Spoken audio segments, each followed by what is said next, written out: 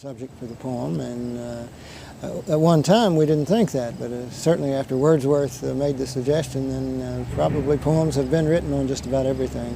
Why do people say they have problems understanding poetry and interpreting it? Well, you know, we've had in the 20th century, we've had what I refer to as severe academic kind of poetry coming into vogue. And there has been a leaning away from poetry for everybody, and it's been going toward a poetry for an academic few. I think that's hurt poetry. I think poetry needs to be both for the academic people and for the common people. So personally, I strive to at least be on that fence where the man of the streets can enjoy what I'm doing, as well as the guy up in the university. I think that would be very important. Yeah, it seems to me it is. So many of the poets of the 20th century, I think, have put themselves on pedestals and have gotten away from what is human. And if poetry is anything or of any value, it's first of all got to be human. How does the 20th century poets view the poets of the 18th and 19th century? Well, a good many of them, you know, they're looking at them just as historical greats. Often they don't relate real well to the poetry, and in a good many cases, I think some of them don't even know the poetry. You were recently designated a poet laureate of Kentucky by the Kentucky legislature. What does that mean?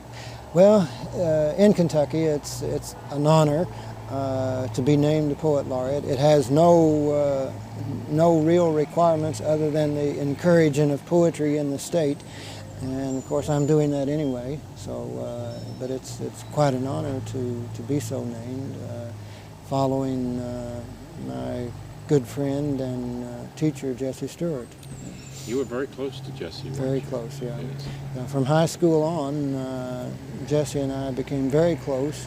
First of all, in a teacher-student relationship, and then in a very close friend relationship, and then later even in a very, very close professional relationship. Jesse and I traveled together along with his wife Dean and my wife Joy. We traveled around the world together. We taught together for 10 years, and we shared writings with each other. And we had a correspondence that I think is probably somewhat overwhelming. Over a 10-year period, we probably shared a correspondence 4,000 to 5,000 letters. I'm amazed that prolific writers like yourself and Jesse Stuart find the time to write these many letters. Yeah, well, I'm sure it was important to Jesse, and it's certainly, Jim, important to me to keep contact with the people I love out there. And I carry on a correspondence with about 1,500 people.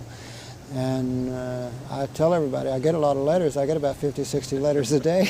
But I prescribe to an Oriental statement. In fact, I've got it tacked up over my desk, and the statement goes, a butterfly only lives a few moments, and even then there's time enough. That's very good. I'd like to end on that, but we're not going to. We're going to find out a little about you. Jesse Stuart was on campus twice, and I had the pleasure of interviewing and talking with him. He was a gentle soul. I've found all the poets with whom I've come in contact at the Midwest Writers Workshop and other aspects of my work have been gentle souls like yourself. Why is that? Well, I think, you know, I hope it's true anyway, that poets, if they're of any value, sincerely love other people. I think also they see a very close connection with the earth, and I think there is that thing of saying we must both love and protect the earth and the people, and so there maybe is less violence connected with that protection than would be in some other areas. If I were a general of some great army, I might have a tendency to be less gentle than I would trying to protect the things around me. And for the most part, not always, but for the most part, poets are positive in their approach. I think poetry is an affirmation. I was just thinking recently that if it doesn't affirm life, the alternative is probably to be suicidal. And I think that poets are concerned most with life and affirming that life. And if doing nothing else except observing and expressing appreciation for that life. And so I think there is that positive nature. We of course had in the 20th century some poets who were maybe negative, but often even in their being negative they were making a positive statement. And so not only is poetry positive, it can also be controversial, and I'd like to bring up the point in your past where I believe some students of yours in a county in Kentucky, this is going back, what, to the mid-1960s? Right, and it was 1967 in Harlan County, Kentucky. My students came out with a book of poetry.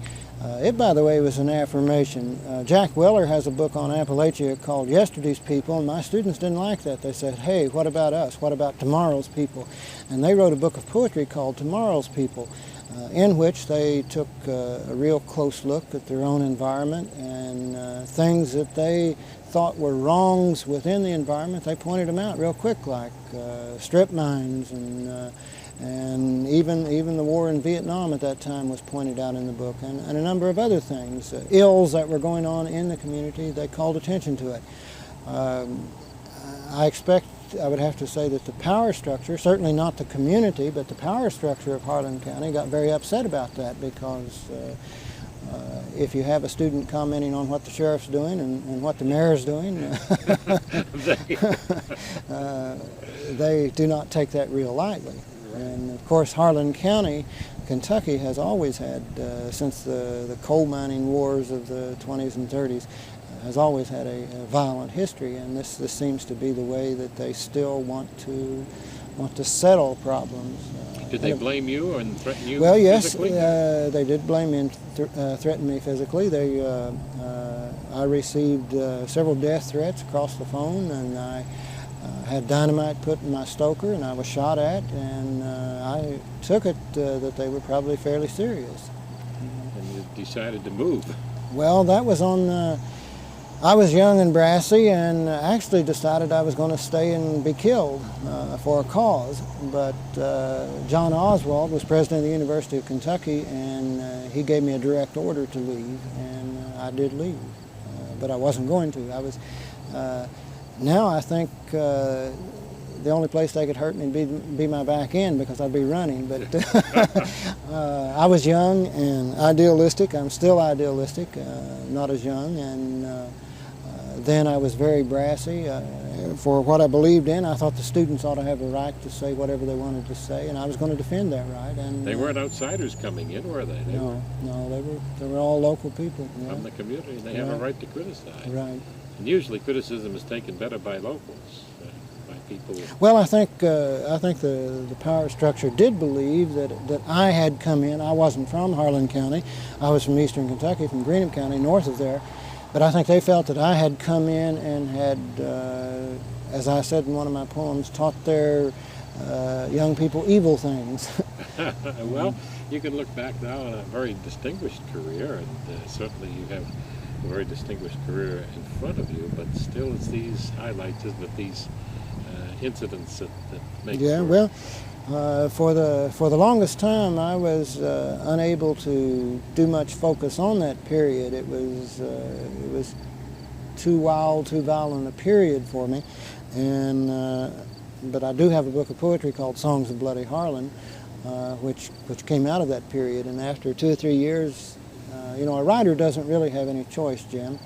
A writer has to write, and he has to say things, and he has to look at what's happening around him and comment on those things. And so after being away from Harlan County for a couple of years, I had to write that book. I didn't have any choice. It was either do that or explode or die or whatever happens if you don't. It's sort of I guess any artist, I guess, is sort of compelled. There's an inner compulsion that says do this, and if you don't, it hurts. Well, that's what makes you a great artist. I suppose. Yeah.